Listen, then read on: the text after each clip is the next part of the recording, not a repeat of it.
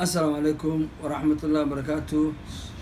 walaalaha qiimaha badan oo iqra herbal ku xiran bariyahan waa idinka gaabinay aadan idinka raali gelinaynaa laakiin hadda ka bacdi insha allahu waa joogta idinku weydiinaa maqraanteena badan maaragtay ka raali ahaada iqra herbal saad ogtihiinba in badan waxay idiin soo gudbisay cashiro ku saabsan dhirta oo maaragtay runtii in badan anfacay bulshadii daawatay ama dhageysatay runtii in badan ay jawaab ka soo celiyeen.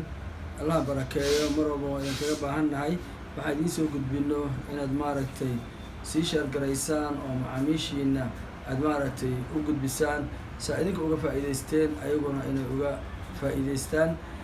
maanta haddii aan la idmo waxaan ka hadli doonaa cudurro guud oo hal gaara aanan ahayn, sababtoo in badan waxaad aragteen in cudurrada hal aan uga hadalno, laakiin maanta waxaan rabnaa si guud caafimaadka waxa uu ku jiro sida loo ilaalin lahaa. sida ugu horeyso waxa waaye caafimaadka wuxuu ku jiraa in maaragtay cuntada loo cuno si maaragtay dheelitiran oo la ilaaliyo waqtigeeda. markii cuntada la cuno kadibna aanan la seexanin oo dhaqdhaqaaq la sameeyo waa sida ugu wanaagsan oo qofka dheeshiidkiisana uu ku ammaan heli karo, cuntadana ay u shiidmi karto. waxaa kale oo aad iyo aad maaragtay u fiican cuntada in la yaraysto oo aanan la iska badin. soo nabigu u yiri sal allahu alayhi wasalam, caloosha waxaad maaragtay u qaybisaan 3 qayb, waxaad ka dhigtaan cuntada, qaybna biyaha, qaybta saddexaadna neefsiga u reeba.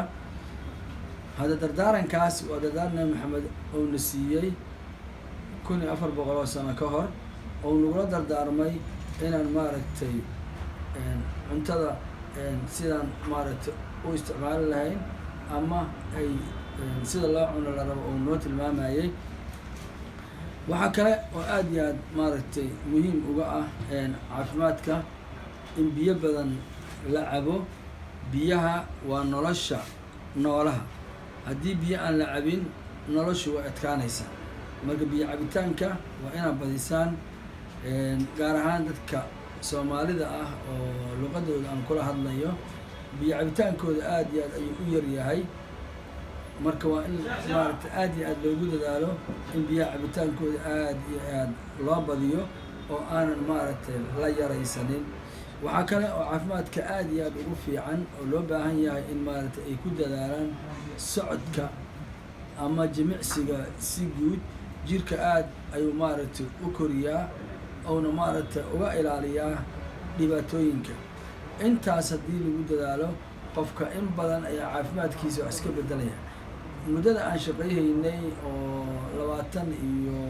28 sano ah, bulshada noo imaato runtii bulsho badan ayaan arkaynay oo caafimaad darradooda ay ka timid biyo cabid la-aan keliya, kuwa ay ka timid socod la-aan oo socodkii uu ku yaryahay, kuwo badan oo ayaguna maaragtay ay ka timid cuntada oo si khaldan ay u isticmaaleen, markay cunaan ay seexdaan gaaraan habeenkii. aad iyo aad ayaa maaragtay dhibaatooyin uga imaadeen. marka waxaan doortay inaan tilmaamahaas maanta amaba wacyigelintaas inaan bulshada qiimaha badan oo iqra herbal ku xiran aan maaragtay la wadaago. aad iyo aad ayaan idinkaga mahad celinayaa sida qiimaha badan aad ugu xiran tihiin iyo sida aad maaragtay u sheergaraysaan ama aad maaragtay ka dhigataan mar walba in uu haddii aan soo galno oo idiin soo dhaco. ayaan aad idinkaga mahad celinayaa. assalaamu calaykum waraxmatullaahi wabarakaatu.